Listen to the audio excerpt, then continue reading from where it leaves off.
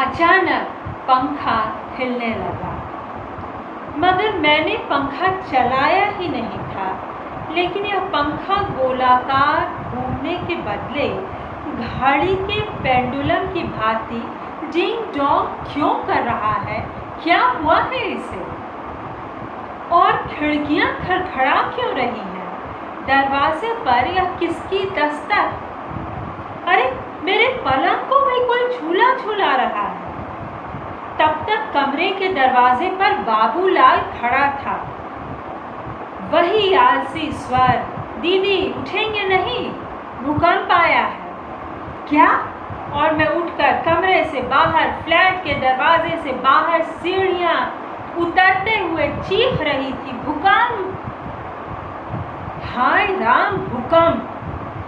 बाबूलाल ऊपर वाली सीढ़ियों पर खड़े खड़े कह रहा था, घबराइए मत, धरती मैया तो कभी कभी डोलती ही हैं। जब शेषनाग करवट बदलते हैं ना, तब ऐसे ही होता है। अरे नहीं, मुझे नहीं मरना। मैं सीढ़ियां फलांग रही थी। मेरी आंखों के सामने 26 जनवरी का गुजरात घूम रहा था। दूरदर्शन में क्या क्या नज़ारे नहीं दिखलाए गए। प्रकृति क्रूर हो चली है, बहुत क्रूर। नेशनल जियोग्राफिक चैनल में देखा नहीं, इंडोनेशिया के जंगल में लगी हुई आग, ओह इसे ही तो बड़वानल कहते हैं। चारों तरफ नारंगी आग की ऊंची ऊंची लहरें थी, काली काली धुएं की लहरें, और हेलीकॉप्टरों से आग बुझाने की कोशिश। कहीं तूफानी समंदर उछाल मारता है तो कहीं बाढ़ और महामारी का प्रकोप। प्रकृति की अपनी स्वभावगत विशेषताएं हैं। सृजन और विनाश का क्रम चलता रहता है, और आदमी, वह पहले भी प्रकृति के हाथों का खिलौना था और आज भी है। जो मुट्ठी भर प्रगति उसने की भी, तो उससे क्या हुआ? मारपीट, दंगा फसाद, बढ़ता हुआ आतंकवाद, क्या इसे उपलब्धि माने? अब तक मैं नीचे पहुंच गई थी। 4 तल्ले नीचे उतरने में आखिर कितना वक्त लगता? वहाँ लोग पहले से जमा थे। मुझे निचली मंजिल में रहने वाली मिसेस कल्याणी, उनके दोनों लड़के श्याम और श्रीराम, तथा रामा उनका हाउस मैनेजर रमन भाई। कल्याणी से मेरी अच्छी दोस्ती है, उसी से पता चलता है सारे पड़ोसियों के बारे में।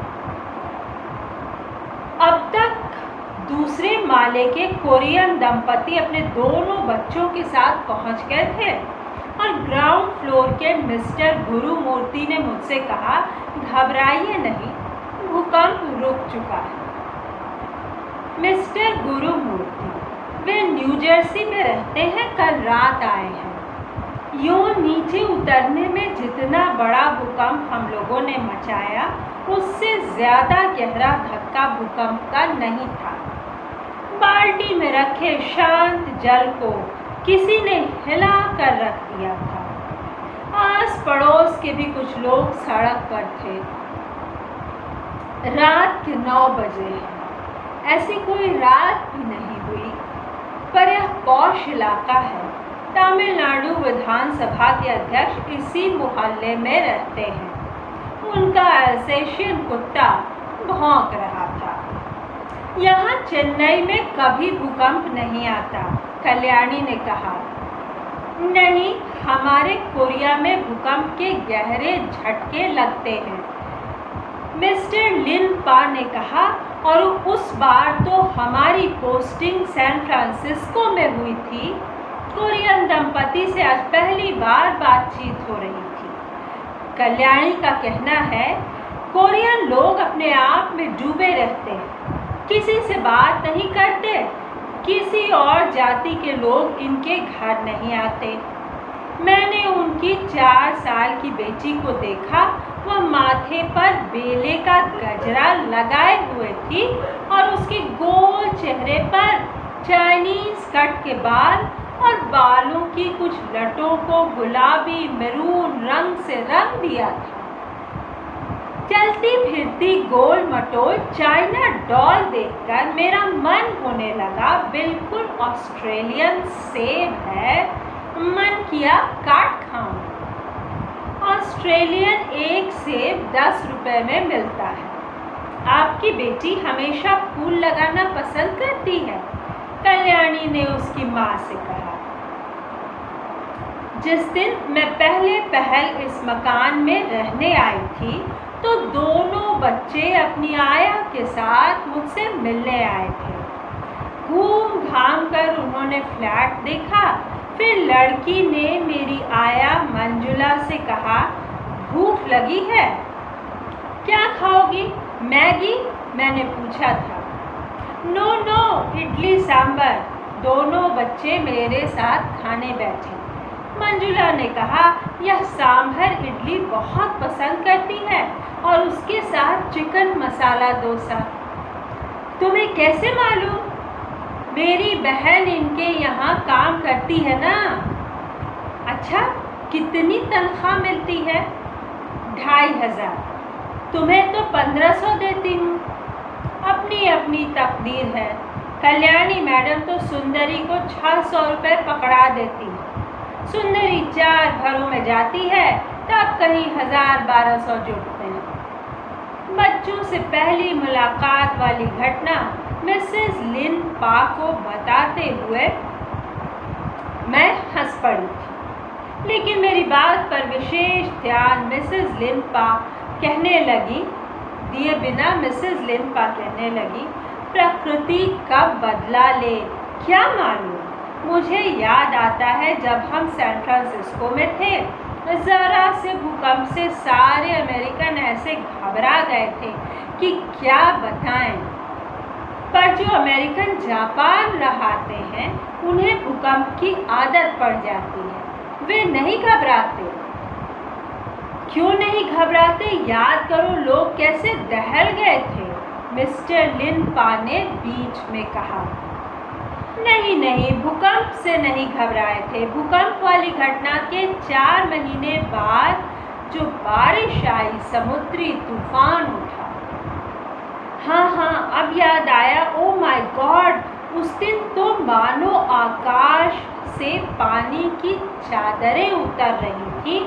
पानी की दीवार, सब कुछ डूब रहा था। घर पहुंचता इसके पहले तो गाड़ी सड़क पर बह रही थी। मैं उतरकर पठारी पर चढ़ गया। कमर तक ओह कैसा कीचड़ सना हुआ था। 2 घंटे की बरसात में ऐसी हालत कि बस पूछो मत। किसी तरह ठेलते ठेलते सड़क किनारे के एक मकान तक पहुंचा। जोरों से दरवाज़ा पीटता रहा मगर जवाब नदारद। अब क्या करूं? ऐसे कैसे किसी अनजान आदमी के घर में घुस जाऊं? लेकिन तब तक एक बुढ़िया ने दरवाज़ा खोला, अंदर आ जाओ, बाईं तरफ बाथरूम है और पिछवाड़े चौका। तुम्हें 3-4 घंटे रहना पड़ सकता है। ज़्यादा शोर शराबा नहीं करना। मैं दिल की मरीज़ हूँ और जानती हैं मुझे वहाँ पूरे 7 दिन रहना पड़ा। शैरन ने सोचा कि मैं ज़रूर मरा गया हूँ। खैर किसी तरह पानी उतरा तो मैं घर जाने लायक हुआ। आफत विपद में आदमी सहज हो जाता है, पर आज तक ऊपर नीचे आते जाते हुए इन लोगों ने कभी मुझसे बात करने की कोशिश नहीं की। कल्याणी का कहना है ये कोरियन बड़े स्नॉब हैं। ह्यूंडई का सेल्स मैनेजर है, पर किसी से बात नहीं करता। क्यों नहीं हम लोग कुछ देर साथ बैठे? मिस्टर लिन पा का सुझाव था। मैं कुछ कहूँ? इससे पहले मिस्टर गुरुमूर्ति ने कहा, ओके नो प्रॉब्लम। क्यों आप लोग सब मेरे फ्लैट में चले? थोड़ी गपशप हो जाएगी, यूं भी बिजली चली गई है। लिफ्ट तो चल नहीं रही, भूकंप के झटके तो निकल गए, पर बादल घिराए हैं, लगता है बारिश होगी। हॉल में बेंच की कुर्सियां थी, मेज पर उनके नौकर ने मोमबत्ती जलाई, कमरे की दीवारों पर हमारी छायाएं गुथ गईं। हॉल के एक किनारे लाइन से छोटे बड़े बक्से रखे थे और उनके हैंडलों से तरह तरह के एयरलाइन टैग झूल रहे थे। मैं अकेला ही आया हूँ। मुझे म्यूज़िक का बहुत शौक है। कर्नाटक संगीत के बिना कान सूखने लगते हैं। आह, यह रस है। मैं और मेरी 2 बहनें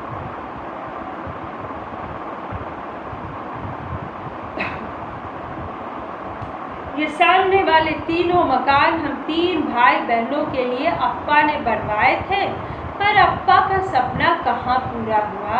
इस चेन्नई में तो कोई रहना ही नहीं चाहता।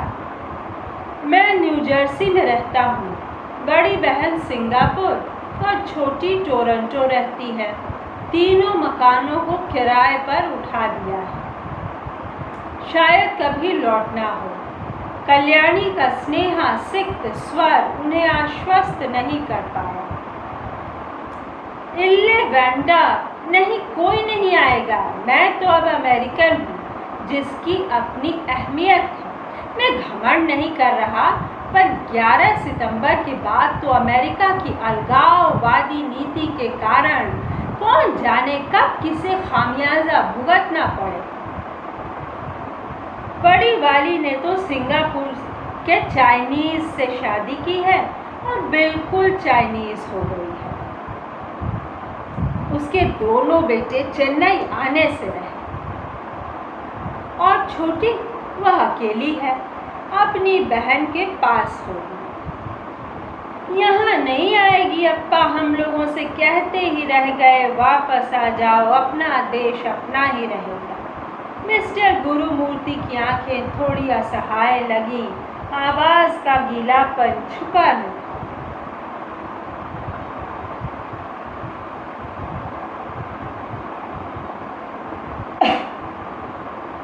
माफ कीजिएगा, मैं कोरोना की शाम है।